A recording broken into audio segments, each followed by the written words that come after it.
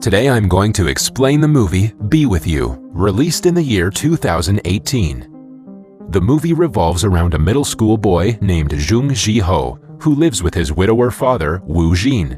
1 year ago, Woo Jin's wife Soo-ah passed away, but not before making an unbelievable promise to return 1 year later through a penguin picture book that she made for Ji-ho.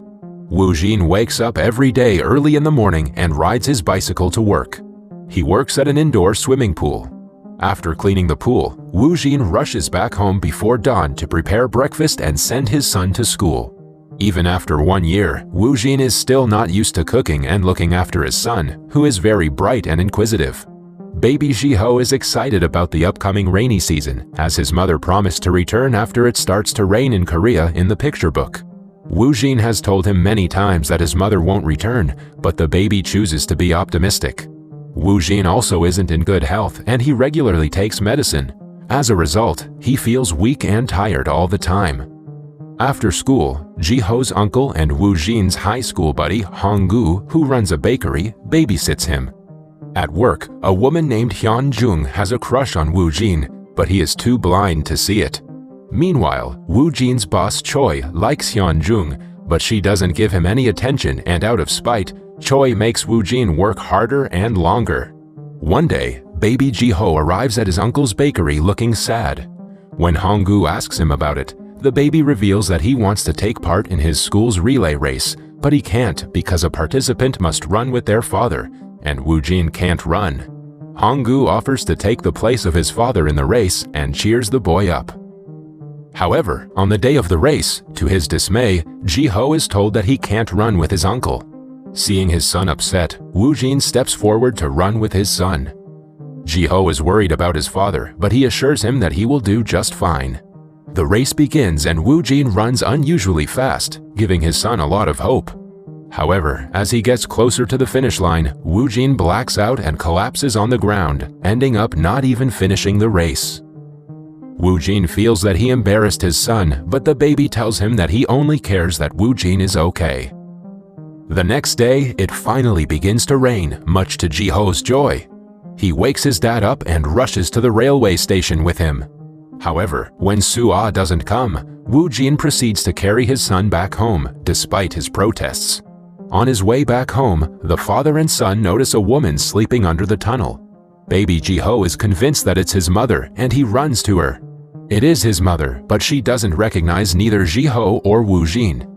It seems the woman doesn't have a place to stay, and she doesn't remember anything about herself, so she decides to go home with Woo Jin and Ji-ho.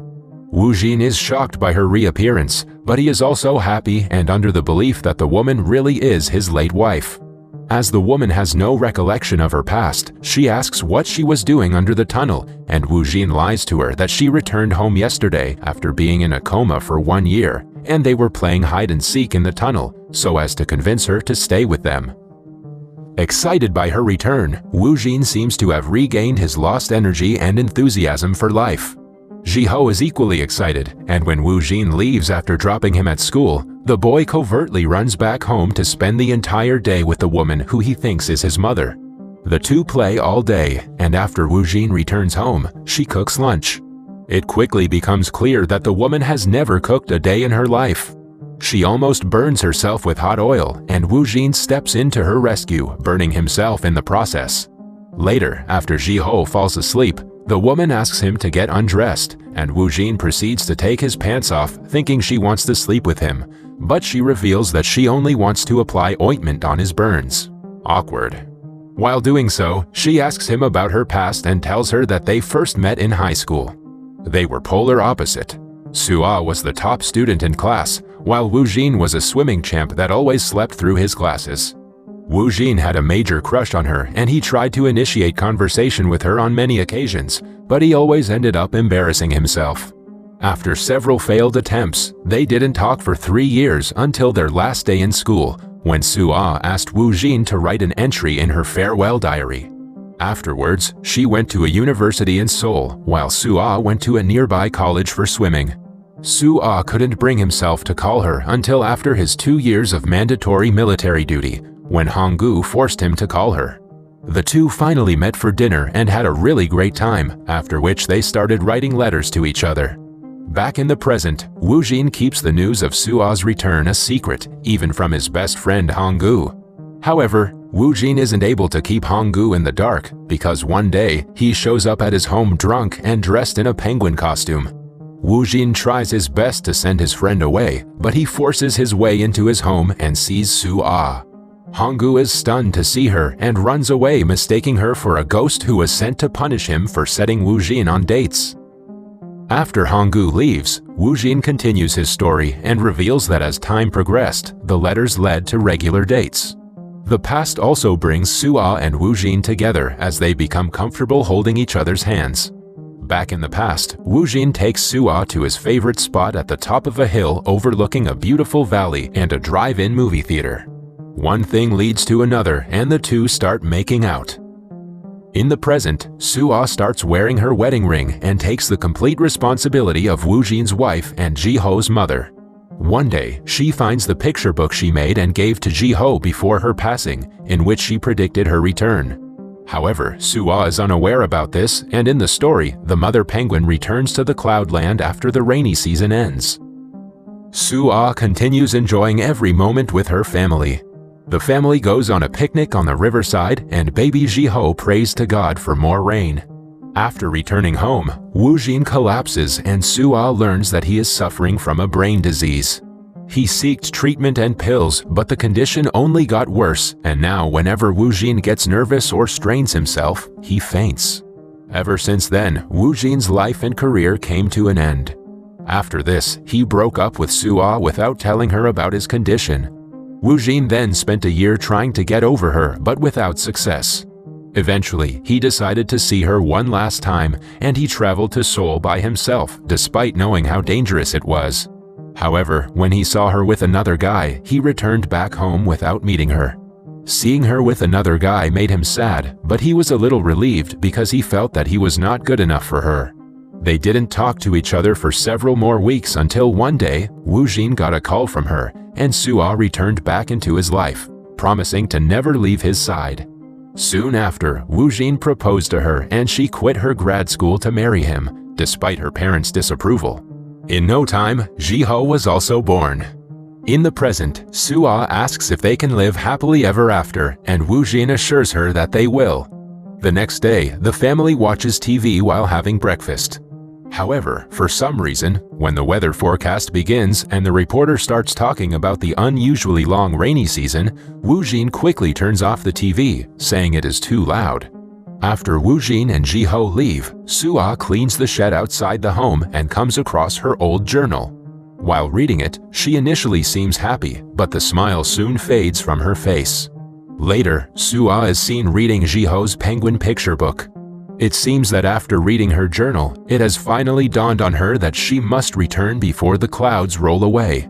Afraid of leaving her son unprepared for the world, Sua spends the rest of her time teaching him how to do essential household chores. At night, she watches old home videos by herself with tears in her eyes. Unbeknownst to her, Woo Jin watches her from another room, and it is revealed that he too knows that she must return with the rain. In a bid to stop her from leaving, Woo Jin teams up with his friend Honggu and blocks the tunnel with logs. The next day, Woo Jin receives a call from one of Ji-ho's classmates' mother. The woman reveals that Ji-ho damaged her car. Woo Jin asks the boy why he did it, but he doesn't respond. Embarrassed, Woo Jin apologizes to her on her son's behalf and offers to pay for the damages. The woman declines the money but advises Woo Jin to take his son to a therapist to see if he is having emotional problems. On his way back home, the boy reveals that he washed his friend's dad's car because Ji-ho's friend said that whenever his car is washed, it rains. Ji-ho then breaks into tears and asks his dad if Sua is going to leave them again. Meanwhile, Sua goes to meet Hongju and asks him to bake a cake for Ji-ho's birthday. She then returns home with the cake and celebrates the baby's birthday with Woo Jin. The next day, Woo Jin's boss Choi passes out in the water after a lamp from the room lands on his head. Woo Jin is initially afraid, but he eventually jumps in the water to rescue Choi.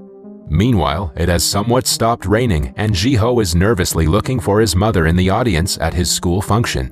She eventually comes and watches her son perform before leaving again. Later, the sky becomes clear. Afraid of losing Soo-ah forever, Ji-ho and Woo-ji rush to find her. Meanwhile, she's at the tunnel, and it's revealed that someone has already removed most of the wood blocking the tunnel. Ji-ho finds her going into the tunnel and tries to stop her, but she tells him that she must go. The baby apologizes to her because he overheard Soo-ah's relatives saying that she got sick because he was born. Soo-ah tells him that it's not true, and moreover, she wouldn't have known pure bliss if he didn't come into her life. Soo-ah promises to keep watching over him from the Cloudland.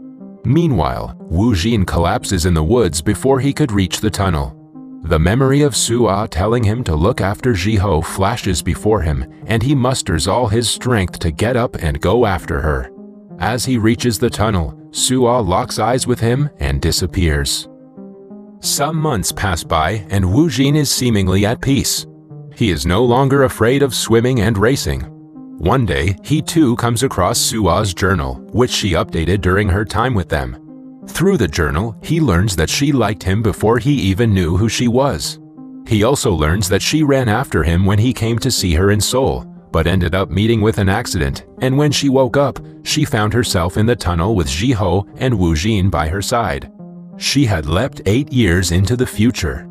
It is also revealed that after they parted ways for the second time, she woke up in a hospital bed 8 years back in the past when she was still in her grad school. At first, she felt that she was dreaming, but soon she thought what she saw could turn into a reality, and she would die at the age of 32 if she marries Woo-jin and has Ji-ho. At first, she was scared, but she realized that even if she lives till 100 after marrying someone else, she wouldn't be happy. Therefore, she decided to return to Woo-jin's life. The journal ends with a promise from Ji-ho that she's coming to be with her family. That was all from the video. I hope you liked it.